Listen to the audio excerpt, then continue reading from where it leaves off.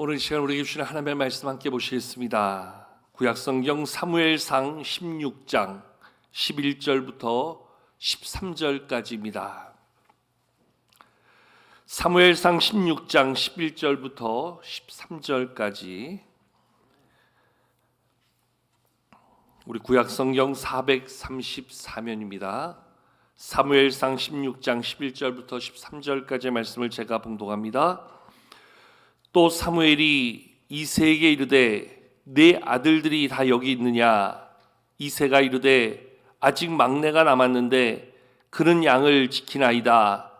사무엘이 이새에게 이르되 사람을 보내어 그를 데려오라. 그가 여기 오기까지는 우리가 식사 자리에 앉지 아니하겠노라.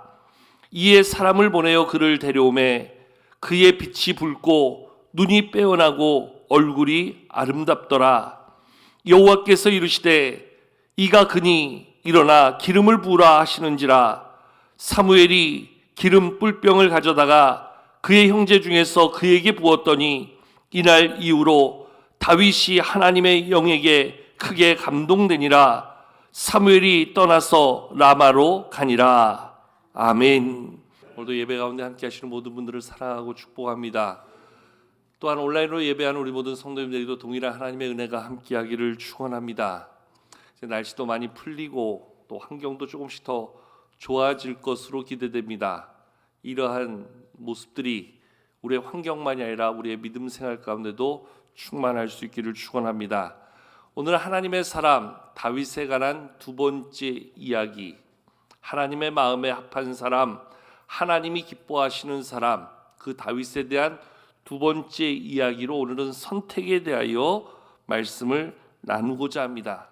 특별히 오늘 말씀은 이스라엘의 첫 번째 왕으로 세움을 입었던 사울을 하나님이 이제는 안 되겠다, 그를 버리시겠다 말씀하시며 그 다음을 잇는 이스라엘의 두 번째 왕으로 세움을 받게 될 다윗을 선택하는 과정이 오늘 말씀에 기록되어져 있습니다.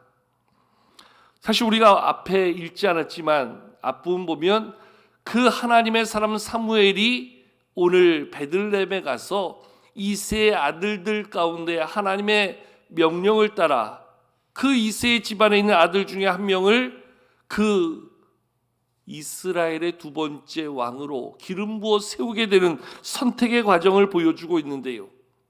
여러분 한번 생각해 보시자고요. 누군가에게 선택을 받는다는 것, 누군가에게 택함을 얻는다는 것, 그것만큼 귀하고 복된 일은 아마 또 없을 것입니다. 초등학교 반장 선거에서부터 시작해서 한 나라의 대통령이 되기까지 어떠한 자리에 선택을 받고 세워진다는 것, 그것은 참으로 남다른 의미와 인정받음이 있는 모습이라 이야기할 수 있습니다. 근데 오늘 다윗을 보면 우리가 두 가지의 모습을 주목해 볼 수 있는데요. 첫 번째, 이스라엘의 왕으로 선택된다는 것. 얼마나 흥분된 일이겠어요. 특별히 그것도 사람이 아닌 하나님에 의하여 선택받는다는 것. 얼마나 귀한 일이겠어요. 오늘 그러한 선택의 과정 속에 하나님은 어떻게 역사하셨고 어떤 일들을 우리에게 보여주고 있는가. 그러면서 보면 오늘 우리도 마찬가지지요. 누군가에 의하여 선택을 받고 누군가에게 인정받고 누군가에 의하여 세워진다는 것, 참으로 귀하고 복된 일이 아닐 수 없어요. 특별히 하나님의 일을 위하여 하나님의 교회의 귀한 일꾼으로 세워지고 쓰임받는다는 것, 그것처럼 귀하고 복된 일이 또 어디 있겠냐는 거지요. 세상에 명성 있는 자리에 서고 세상에 명성 있는 일들을 이루기 위하여 선택받고 세워지는 것도 귀하지만 오늘 하나님의 영광스러운 사역에 하나님이 나에게 주는 직분이 있고 하나님이 나를 들어 쓰시는 그러한 일들이 주어진다는 것, 그 가치를 안다면 그것은 결코 우리에게 작지 않은 그러한 참으로 큰 영광이라 이야기할 수 있는 것이지요. 예전에 서울에 아주 유명한 교회에 아주 이름 있는 한 회사의 회장님이 주차 봉사를 하고 있었대요. 어떤 분이 교회 왔다 마친 그 회장님을 거래 중에 아는 분이 처음 아내의 손에 끌려서 교회에 왔는데 그 회장님을 깜짝 놀란 거지요. 아니, 회장님 요즘 사업이 힘들다 그러더니 어떻게 저렇게까지 됐을까? 그래서 안쓰러운 마음에 가서 인사를 하고 봤더니 사실 회사는 아무 문제 없는 거예요. 그래서 자초지종을 물어봤더니 내가 사회에서는 이런 자리에 있고 이러한 위치에 있지만 하나님을 위해서 이렇게 일할 수 있다는 게 나에게 얼마나 큰 감사인가. 그 한마디에 이 사람이 예수님을 믿게 되고 믿음을 갖게 되었다, 간증하는 이야기를 들은 적이 있어요. 여러분, 적어도 회장님에게 있어서 사회적인 지위와 사회적인 직책의 그 큰 그릇보다도, 그 큰 자리보다도 주님의 몸된 교회, 내가 일할 수 있는 자리, 나를 들어 쓰시는 하나님의 손길이 있다는 것, 제대로 하나님의 일에 대한 가치를 아는 분이라 이야기할 수 있는 것이지요. 여러분, 누군가에 의하여 선택을 받고 누군가에 의하여 세워진다는 것, 그 인정받음의 자리가 참으로 큰 것이지요. 그런데 그것이 단순히 사람이 아니라 하나님에 의하여 우리에게 주어지는 그러한 선택의 결과라고 한다면 그것보다 더 영광스러운 것은 결코 없다는 것입니다. 사실 누군가를 선택함에 있어 가장 중요한 것은 적합성이 아닐까 생각해 보게 되어집니다. 사람들은 어떠한 사람을 선택함에 있어서 최고의 조건, 최고의 자격, 최고의 역량 가진 사람을 찾고 그러한 것을 잘 갖춘 사람을 선택하려고 면밀하게 그를 파악하게 되는 경우들을 보게 되어집니다. 결코 아무나 세우는 것 아니지요. 아무나 그 자리에 그 일을 맡기는 것 아니지요. 여러분, 그렇다고 한다면 우리 하나님도 아무나에게 아무런 일을 맡기시지 않는다는 거예요. 오늘 말씀해 보면 하나님은 사무엘을 베들레헴에 보내서 이세 아들들 가운데 사울의 뒤를 잇는 이스라엘의 왕을 세울 자를 선택하시겠다. 그래서 사무엘을 베들레헴까지 보내시는 거예요. 이에 사무엘은 하나님의 뜻을 따라서 베들레헴으로 나아가고 하나님을 제사하는 자리에 이세와 그의 아들들을 초청하게 되어집니다. 그리고 그 아들들 중에서 하나님이 찾으시는 자를 선택하는 과정을 오늘 우리가 읽은 말씀 앞부분에 6절서부터 보여주고 있어요. 그래서 가장 먼저 사무엘 앞에 선 자가 바로 이새의 장자 엘리압이었습니다. 오늘 우리가 말씀을 읽지 않았지만 6절과 7절을 보면 사무엘이 이새의 장자 엘리압을 선택하고자 했던 이유, 그리고 이에 따른 사무엘의 판단을 하나님이 아니라 말씀하시는 하나님의 이유가 담겨 있는 것을 보게 되어집니다. 우리 오늘 읽지 않았지만 한번 앞으로 가셔서 6절과 7절 말씀을 한번 같이 한번 보실까요? 6절과 7절 자막으로도 나오니까 우리 한번 같이 읽도록 하겠습니다. 그들이 오매 사무엘이 엘리압을 보고 마음에 이르기를 여호와의 기름 부으실 자가 과연 주님 앞에 있도다 하였더니 여호와께서 사무엘이 이르시되 그의 용모와 키를 보지 말라. 내가 이미 그를 버렸노라. 내가 보는 것은 사람과 같지 아니하니 사람은 외모를 보거니와 나 여호와는 중심을 보느니라 하시더라. 아멘. 지금 사무엘이 이새의 첫째 아들 엘리압을 보자 마음이 혹하게 되는 겁니다. 그래서 그를 선택해야 되겠다, 그런 마음을 갖게 되는 겁니다. 그런데 그때 하나님께서 아니다 말씀해 주고 있는 겁니다. 여기서 우리는 명확히 세 가지의 모습을 발견해 볼 수 있는데요. 첫 번째는 이세 장자 엘리압은 남보다, 다른 아들보다 출중한 외모와 키를 가진 자였다 하는 사실을 보여주고 있습니다. 즉 남다른 조건에 이유가 있었던 것을 보여주지요. 두 번째는 사람들은 사람을 선택함에 있어서 철저히 그의 외적인 조건에서 그 자격을 찾는다는 거예요. 오늘 사무엘이 그랬지요. 그 엘리압의 오늘 키와 용모를 보면서 야, 이 정도면 충분하다. 사람들은 대체적으로 그에게 따른 조건과 그의 외형적인 모습을 보고 판단한다는 거예요. 그러나 셋째, 하나님은 결코 겉으로 드러나는 모습이 아니라 오히려 마음의 중심을 보시고 모든 것을 판단하시며 선택하시는 분이심을 말씀은 보여주고 있습니다. 이세의 장자 엘리압은 남다른 외모와 신체적인 조건을 갖춘 자였지만 하나님께 결코 선택받지 못한 자의 모습을 보여주고 있어요. 조금 과한 표현 같지만 심지어 오늘 말씀에서 하나님은 그를 버렸다, 이렇게까지 이야기해 주고 있어요. 왜 하나님께서 이러한 과격한 표현을 쓰셨을까요? 그것은 더 이상 관심과 주목의 대상이 되지 못하는 재고의 여지가 없는 그러한 모습임을 단언해 주고 있는 그러한 강한 표현이라 이렇게 말할 수 있겠지요. 그래서 엘리압은 하나님의 기준에서 탈락이 되어져 버립니다. 그리고 두 번째로 쓴 자가 바로 둘째 아비나답입니다. 그러나 그도 하나님께 선택받지 못한 자가 됩니다. 셋째 삼마도 마찬가지였지요.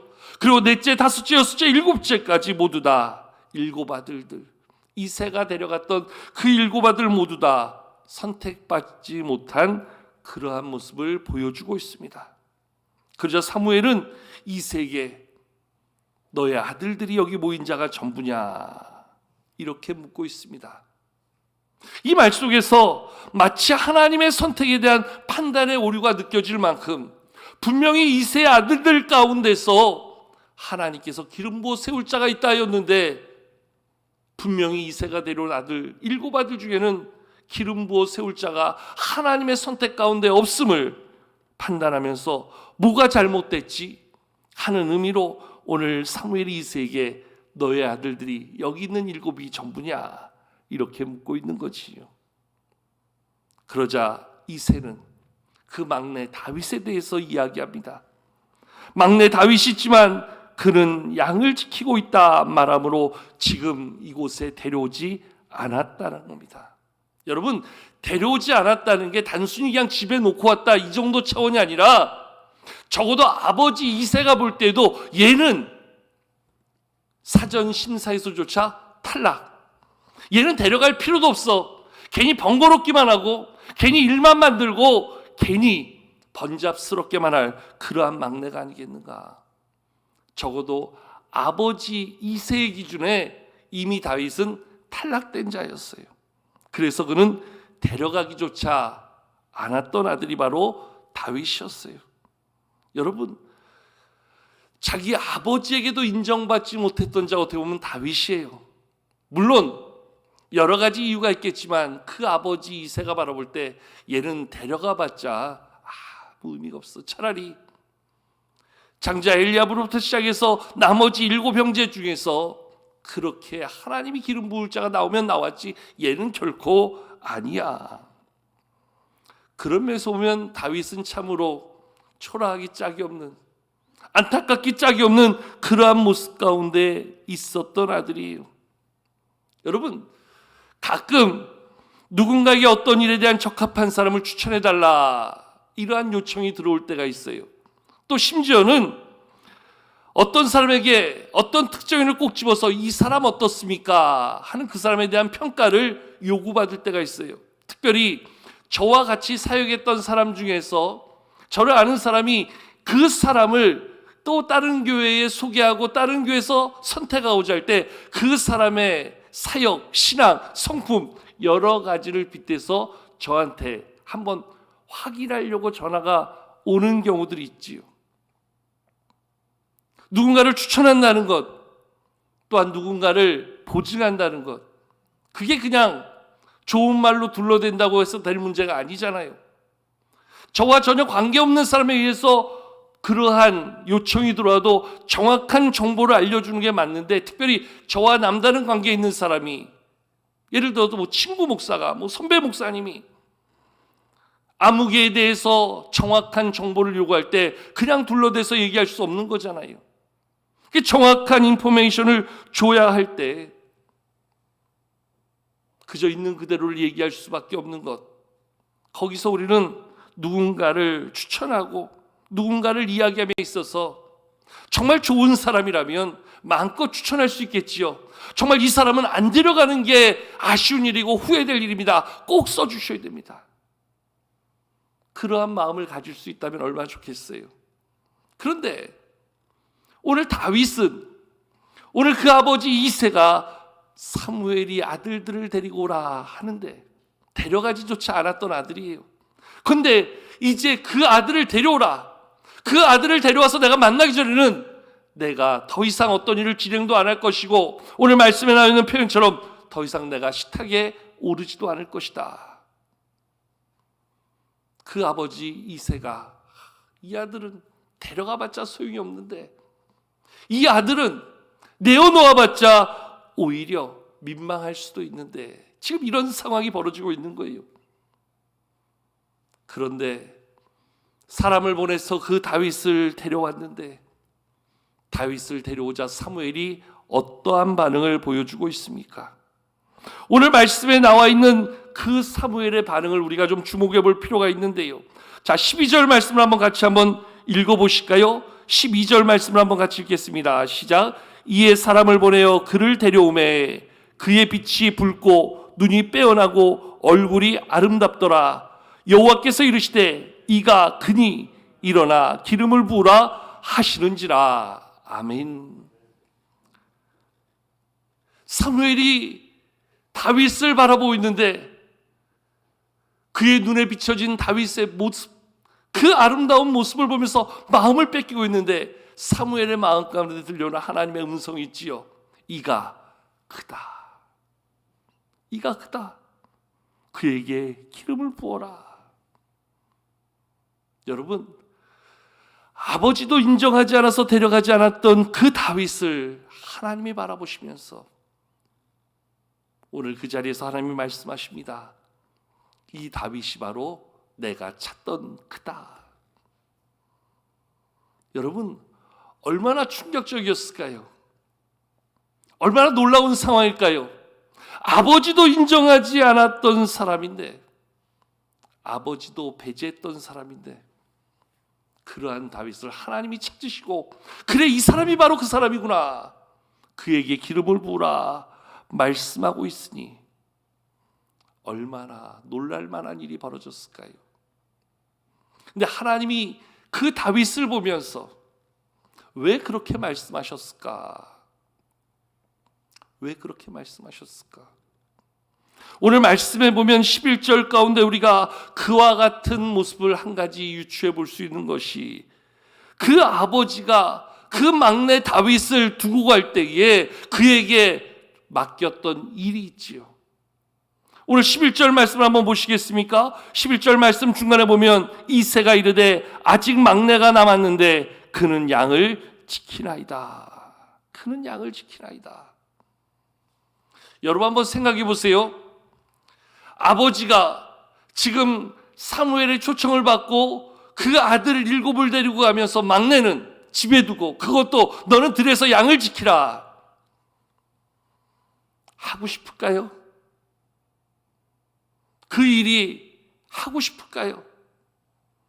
아니, 더 심하게 표현하면 그 일을 하게 될까요?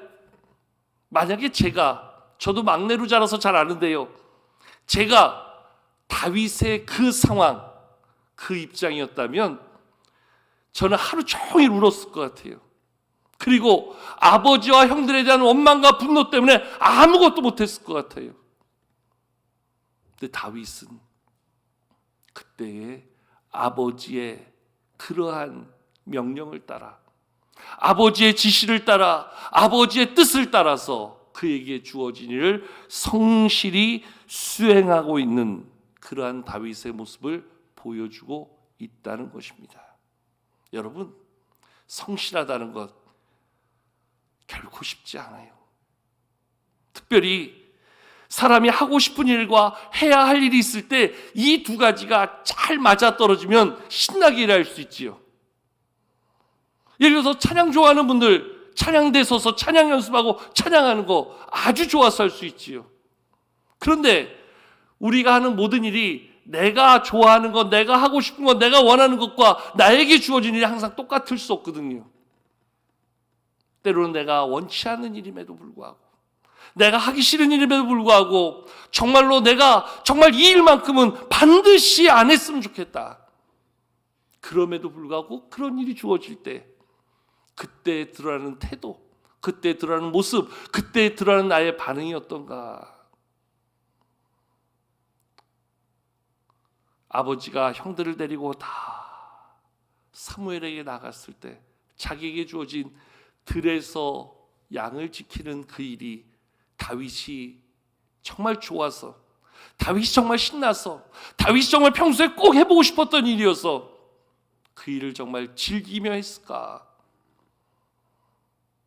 다윗도 거기에 따라가 보고 싶지 않았겠습니까? 그 자리가 호기심이 있고 궁금하고, 심지어 다윗도 그러한 자리에 선택받고 싶은 자로서 함께 서보고 싶지 않았겠습니까? 그럼에도 불구하고 아버지의 지시였기 때문에, 더 나아가 내가 해야 될 일이라 생각이 있기에 그 일을 감당하고 있는 오늘 다윗의 모습. 어쩌면 하나님께서는 그 엘리압을 바라보며 이야기하는 사무엘 앞에서 하나님이 그렇게 말씀하셨던 것처럼, 사람은 외모를 보거니와 나 여호와는 중심을 본다 하셨던 말씀처럼, 하나님께서는 다윗의 그런 마음을 보셨던 것이 아닐까, 다윗의 그런 마음을 하나님께서는 주목하셨던 것이 아닌가. 심지어는 오늘 다윗에 대한 모습을 평가하며 12절에 보면, 그 다윗을 데려올 때 그의 빛이 붉고 눈이 빼어나고 얼굴이 아름다웠다. 가장 가까이 있는 아버지조차도 미처 발견하고 인정하지 않았던 모습이 드러나는 거예요. 다윗이 항변할 수 있겠죠. 아버지, 나 제대로 한번 인정해 준 적이 있어요? 내 모습 제대로 한번 평가해 본 적 있어요? 나도 오늘 빛이 붉고 눈이 빼어나고 얼굴이 아름다운 자로서 하나 뒤지는 것 없어요. 근데 왜 나는 무시하는 거예요? 얼마든지 따지고 싸우고 대들 수 있었겠지요. 그런데 다윗은 자기의 모습에 자기를 드러내고 따지려고 하기보다는 나에게 주어진 일에 말없이 일하고자 할 때, 여러분, 드러나야 될 때 다 드러난다는 거예요. 알아줄 수 있을 때 다 알아진다는 거예요. 내가 굳이 나를 항변하지 않아도, 나를 내세우지 않아도, 왜 나를 몰라주냐고 하소연하지 않아도, 하나님이 세우고자 할 때, 하나님이 들어쓰시고자 할 때 그 모습은 그대로 다 드러나는 모습을 우리는 말씀을 통해서 바라볼 수 있는 것이지요. 자격이 없고 남다른 역량이 없어 배제되었다고 한다면 할 말이 없겠지만, 다윗으로서도 할 말이 충분히 있는 모습이었음에도 불구하고 그는 그저 자기에게 주어진 일에 마음을 담아서 성실히 그 일을 감당할 때 그 일을 보시는 분이 계셨다는 거예요. 그 모습을 주목하시는 분이 계셨다는 거예요. 그래서 하나님이 자시는 그 자리에 다윗이 설 때에 하나님은 그를 바라보시며 이가 바로 그다 말씀해주고 있음을, 말씀 우리 가운데 증거해주고 있는 것이지요. 하나님이 사람을 찾으시고 하나님이 사람을 세우실 때의 전적인 선택의 주권은 우리의 자격에 있는 게 아니에요. 우리의 조건에 있는 게 아니에요. 엘리압처럼 남다른 우리의 외모의 출중함에 있는 게 아니에요. 나는 이만큼 많이 배웠고, 나는 이만큼 많이 가졌고, 나는 이만큼 능력이 있으니까 거기에 의하여 주어지는 것이 아니라, 중심을 보시는 하나님, 그분의 전적인 주권에 의하여 우리는 선택되어진다는 거예요. 사실 우리의 구원도 그렇잖아요. 우리가 말하는 구원, 받을 자격이 있어서 남다른 조건을 갖춰서 구원에 소망을 가진 자가 있습니까? 우리는 늘 고백하듯이 나 같은 사람을, 나 같은 연약한 자를, 나같이 무지하고 내세울 것 없는 자를 하나님이 은혜 중에 선택하여 주셔서 우리는 하나님의 자녀가 되었다 고백하는 것 아니겠습니까? 여러분, 우리의 삶도 그렇지만, 우리의 신앙도 그렇지만, 우리의 사명도, 우리의 사역도 마찬가지라는 거예요. 내가 남다른 능력이 있어서, 내가 남다른 자격을 갖춰서 우리가 하나님의 일 감당하고 하나님의 직분자가 되는 게 결코 아니라는 거예요. 물론 하나님께서 그에게 주신 남다른 은사를 통해서 그 일을 더 귀하게 쓰실 수 있겠지만 그것 때문에 하나님이 세우시고 그것 때문에 하나님이 찾으시는 것은 결코 아니라는 거예요. 전적인 하나님의 주권에 의해서 우리는 선택되어지고 세워지고 쓰임받는다는 거지요. 그러한 과정 속에서 오늘도 내세울 것 없는, 자랑할 것 없는, 아버지도 무시했던 그 다윗을 하나님이 들어 세우셨던 것처럼 중요한 것은 오늘 이 시대를 살아가고 있는 저와 여러분들에게 하나님은 하나님의 주권적 선택에서 이미 우리에게 그 귀한 직분을 맡겨주셨다는 거예요. 하나님의 선택 가운데 우리에게 그 귀한 일들을 맡겨주셨다는 거예요.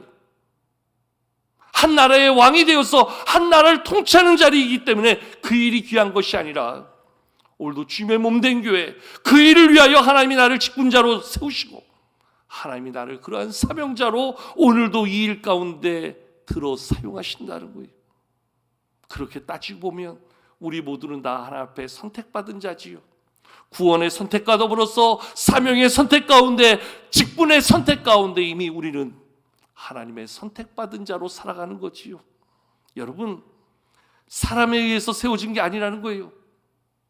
여기 있는 목사가 여러분들을 임의로 선택해서 세운 게 아니라 여기 있는 성도들이 서로 간에 합의하여 누구를 우리에게 직분자로 세운 것이 아니라 그저 우리는 하나님의 도구된 손길로 하나님의 주권적 선택에서 그를 세워가는 과정에 쓰임받은 것이었을 뿐, 그를 세우는 모든 과정의 전적인 주권은 하나님에게로부터 주어졌다는 거예요.